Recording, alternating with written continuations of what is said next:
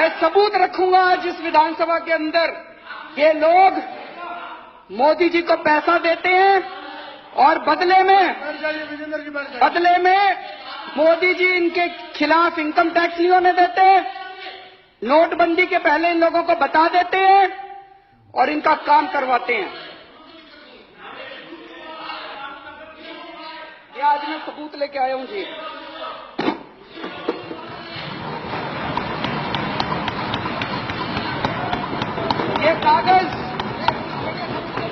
ये कागज मेरे कागज नहीं है जी, ये इनकम टैक्स डिपार्टमेंट के कागज हैं। इनकम टैक्स डिपार्टमेंट ने 15 अक्टूबर 2013 को आदित्य बिरला ग्रुप के ऊपर रेड हुई। उस रेड में इनकम टैक्स डिपार्टमेंट में रेड होती है, वो वहां से सारे उनके कागज उठा के लाते हैं। वापस आने के बाद इनकम टैक्स डिपार्टमेंट अपनी एक रिपोर्ट बनाता है उन कागजों के आधार पे, जिसको अप्रेजल रिपोर्ट कहते हैं। ये अप्रेजल रिपोर्ट है इनकम टैक्स डिपार्टमेंट की उस रेड की। उस रेड में उनके अकाउंटेंट से पूछा इनकम टैक्स वालों ने, अकाउंटेंट का नाम कोई सक्सेना था। सक्सेना ने कहा जी मैं हवाला का पैसा लेके आता हूं, मेरे बॉस हैं उनका नाम शुभेंदु अमिताभ है, वो जिस जिसको कहते हैं फिर मैं उनको पैसा बजा के बांट देता हूं। शुभेंदु अमिताभ बिड़ला ग्रुप के ग्रुप एग्जीक्यूटिव प्रेसिडेंट थे। शुभेंदु अमिताभ के लैपटॉप, फोन, ब्लैकबेरी सब चेक किए गए तो उनके लैपटॉप से एक एंट्री मिली। ये एंट्री है 16 नवंबर 2012 की। इसमें लिखा हुआ है गुजरात सीएम 25 करोड़ रुपए। गुजरात सीएम के आगे 25 करोड़ रुपए, ब्रैकेट में लिखा है 12 डन, 12 दे दिए, रेस्ट क्वेश्चन मार्क। तो ये उसके बाद इनकम टैक्स डिपार्टमेंट ने अपनी एनालिसिस की है। ये उसकी एनालिसिस की कॉपी है।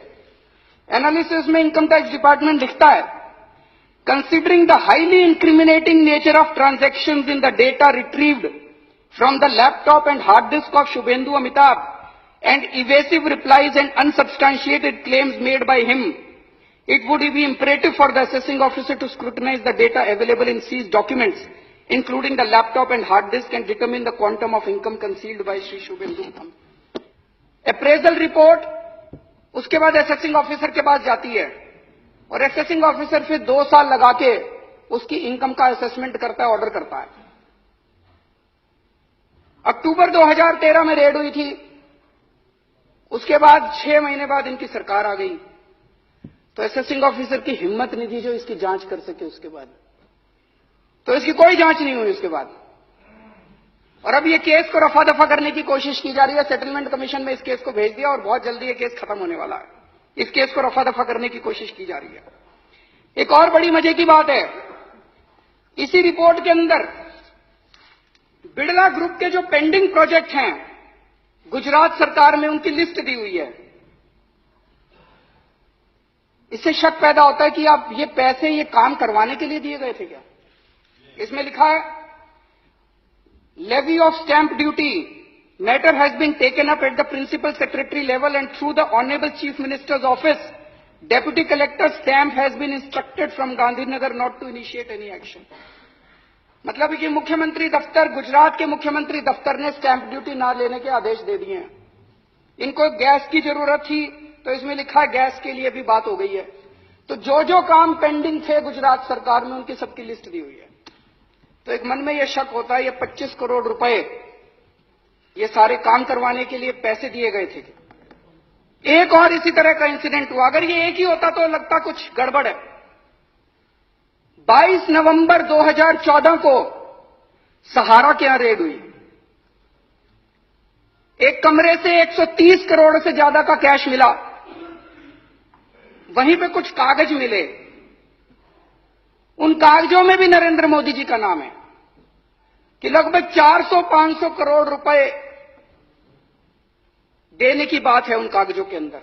और कई नेताओं के नाम है, कई मुख्यमंत्रियों के नाम है देश के, उनमें नरेंद्र मोदी जी का नाम भी है।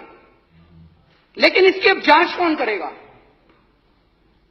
भारत के इतिहास में शायद आजादी के बाद पहली बार ऐसा हुआ है कि किसी प्रधानमंत्री का काला धन का जो खाता, बही खाता, हर बड़ा जो भी बड़ा उद्योगपति, खरबपति होता है, उसका एक नंबर का खाता होता है और एक काले धन का खाता होता है। इतने करोड़ों का पैसा ऐसे ही थोड़ी दे देते हैं।